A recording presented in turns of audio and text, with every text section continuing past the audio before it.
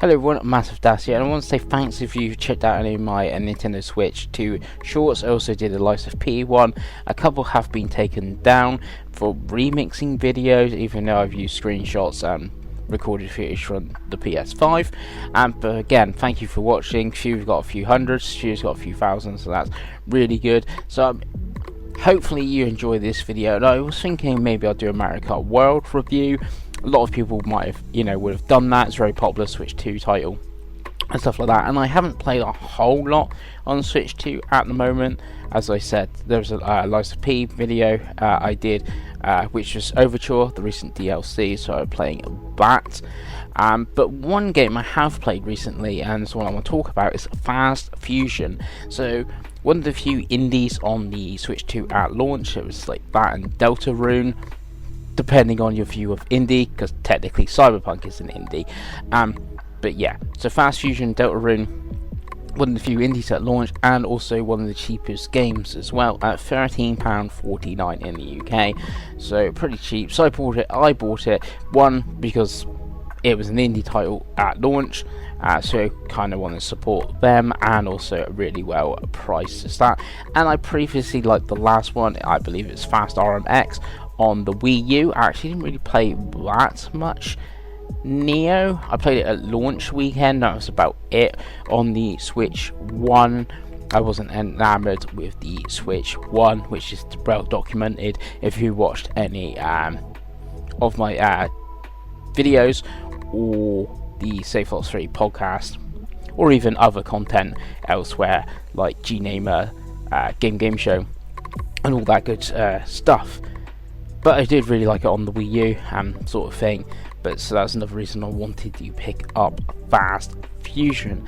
So Fast Fusion, if you didn't know, is a futuristic racing game very similar to Wipeout or F-Zero. They are the two best comparisons to the genre of the game. So even though it's a racing game like Mario Kart World, it's a very different racing game, I should say, to Mario Kart World. And it would be the same if there was a Forza Horizon port, for instance, to Switch 2. That would be a different type of racing game as well. So they are in the same genre, but different to how they play and feel. So again, as it's similar, but it is different. And if you did like F-Zero and Wipeout, you most probably will like Fast Fusion. So the positives, it's got a lot of options, which I know not everyone is keen on, but does have 4 performance options. We have a balance, quality, ultra quality at like 30 frames, but using may even use this ray tracing, I don't know. I played it in balance mode, which is 60 frames, 1440p. I think it's got lower shadows, or maybe higher shadows, I think, than the performance mode. There is a patch coming, I believe, 1.3, which is now. It's going to add a pure mode, and I believe that's going to be the way to sort of play. Even though it has a lot of options, that will be the one to go for, I believe, when that comes out. So that's cool. Another thing in this that's a little bit different to like F-Zero, it has the boost strips like an F-Zero does, but in Fast Fusion there's 2. There's a red one and a blue one. I can't remember exactly if it's the same in the previous ones. We have to switch between the red and the blue, so you have to be red over the red strip to get the boost, blue to blue strip. It is the Y button, I want to say. It's the top button on the Pro controller. I'm getting my buttons mixed up on the Switch and the Xbox layout, but it's the top button. I've been playing with the Pro controller, and the GR found super handy to map the top button to GR, so I'm using that to switch between the 2 colours, so I can leave my thumb on the A button, which is accelerated. So I've never got to take my thumb off the accelerator. I'm totally going fast. So I know it's a quick second of taking it off, pressing the top button to switch, then taking it back down to A. But sometimes you got switch pads like really close together, sort of thing. So that's really handy if you've got a Pro controller. The biggest positive I got from the GR and GL so far. So you might be thinking, okay, we've got races, we can switch, we get boosts, it's futuristic, what sort of races is there. So you've got cups. There is 4 cups in free difficulty, and this is where it gets a little bit weird. So you have the easy difficulty, I would say, unlocked, and I think you can go like 400 miles per hour or something, so very quick. You do that cup, and you'd think you would unlock the next cup. That's what I thought. I did that cup, you got a load of credits, and you can buy new vehicles or ships, I would say they are. You can buy them, and you can even fuse them in this one, hence the title Fast Fusion. So you can buy 2 ships, combine them together, and you get like new stats and stuff like that. So I did that, I did my cup, go into the shop, buy 2 ships, fusion together, use a load of credits, and I got my new ship. So I was like, do my next cup. You have to buy the cups, so credits is for everything in this. So I didn't have enough credits, so there is other modes as well. There's it's called like a survival hero mode, where in that you cannot crash. If you crash, that is it, it's game over. So you have like 1 life. If you win, you get 2,000 credits and stuff like that. And there's also time attack. If you beat the developer's time, you also get credits for that. And you can even redo cups and you get credits for that. So the credits are really important and stuff. So once I did get enough credits, I bought the second cup. Instead of buying a new ship after I won the second cup, I bought the third cup, and then so on the 4th cup. So there's 4 cups, there's 3 races in all 4 cups, and there are 3 laps each, so you have 12 tracks. So there's not a huge track variety. So even there's a load of ships, and you can fuse, there's 15 ships, obviously you can fuse them all together, so there's a lot of combinations and stuff like that. There isn't that many tracks.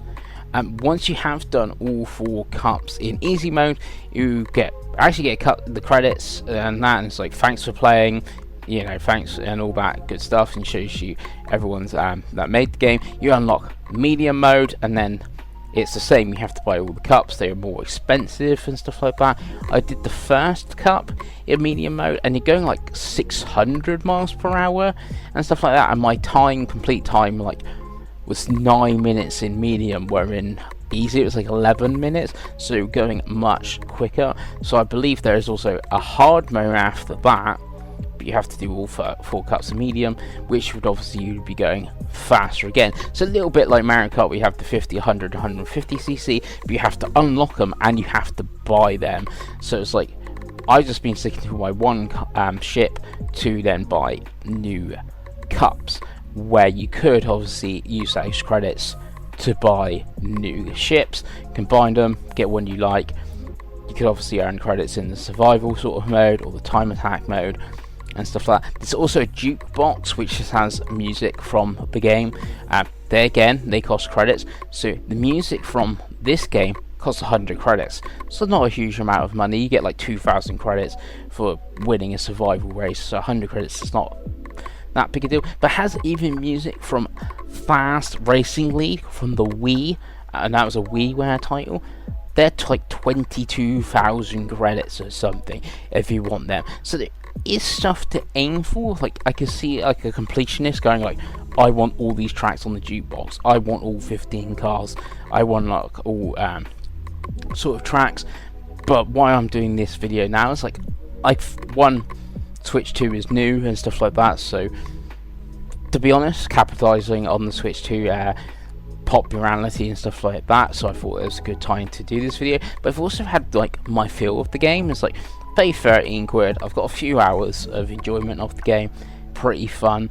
I would say I play online multiplayer. There is no online multiplayer, there's just 4-player split screen or game share, where in game share you can play only 2-player. So me and Dave from Safelot 3 did play game share.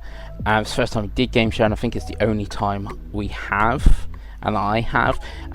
My stream was perfectly fine. I think his stream was like, resolution was really lower, and he did have a bit of lag.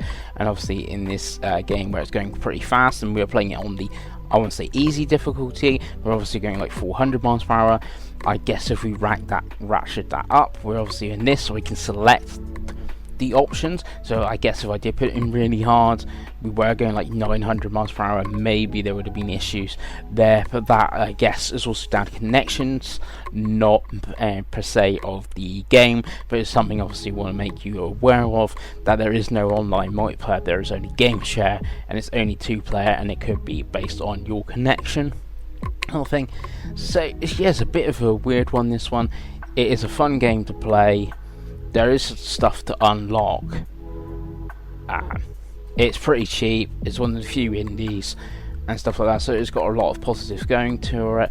But why unlock these ships and stuff? Like, I could get if there was online multiplayer, like, I want to unlock these ships because this one's got so and so stats, so I can beat Dave online. But there isn't, and that isn't a thing. So it's really like, you could find the best ship to beat hard mode. But you're mostly gonna be able to do that with any ship.